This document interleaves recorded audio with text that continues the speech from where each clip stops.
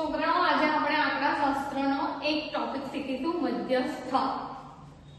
આંકડાશાસ્ત્ર 10માં સૌથી વધારે માર્કનું પૂછાતું ચેપ્ટર એનો એક ટોપિક છે મધ્યસ્થ. તો મધ્યસ્થ શીખવા માટે તમારે વર્ગ અને આવૃત્તિ આપેલું છે.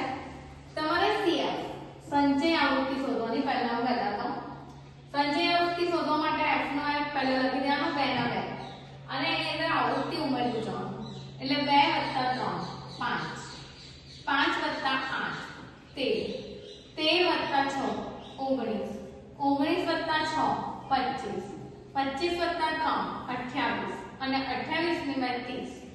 આનું ટોટલ પણ 30 જ થાય અને n કહેવાય. f નું ટોટલ એટલે n અને n પણ 30 જ થાય.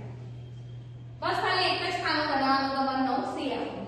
હવે મધ્યસ્થ શોધવો છે તો મધ્યસ્થનું પહેલા તમારે સૂત્ર લખવું પડે.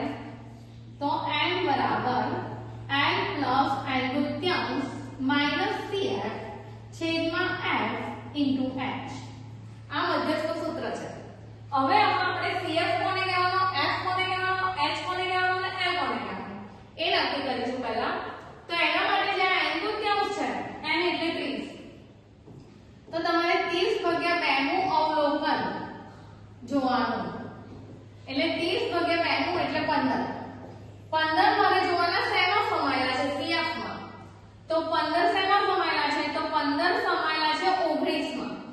તો જે 19 ની ઉપર છે ને એને CF લેવાનો અને જે 19 ની સામે છે એને F લેવાનો અને એની સામેની વર્ગ લંબાઈમાં જે 55 છે એને L લેવાનો. આ ફિક્સ કરી દીધું. h ફિક્સ કરીશું. આનો ગેપ વાળો ડિફરન્સ જે છે 40 45 50 એનો ગેપ એટલે એને આપણે h કહીશું. એટલે h બરાબર 5. n દૂત્યાંશ અહીં આપણે શોધી લીધું 15. CF f બધું ફિક્સ કરી દીધું. હવે સૂત્રમાં લખી દેવાનું.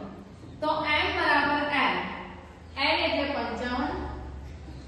n દૂત્યાંશ તૈયાર જ છે આપણી પાસે 15. 55 પ્લસ અહીં કૌંસમાં લખજો 15 માઈનસ CF. CF એટલે 13. એના છેદમાં સ્મોલ f લખવાનો આવૃત્તિનો 6 અને ગુણ્યા h 5 છે 5.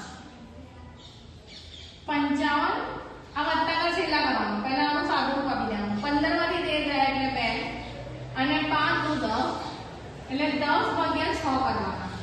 અહીં સાઈડમાં આપણે 10/6 કરીએ તો 6 × 6 4 વધ્યા. અહીં ભાગના ચાલેનું પોઈન્ટ મૂકીને અહીંયા 0 6 36 7 6 વધી જશે એટલે 1.6 આવ્યો.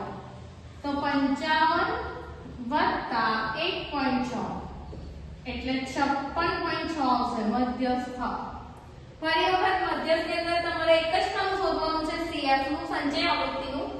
આવૃત્તિ જે હોય મૂકીને એની અંદર આ ઉમેરતું જવાનું. પછી n દૂત્યાંશ શોધવાનું. n દૂત્યાંશ એટલે 15.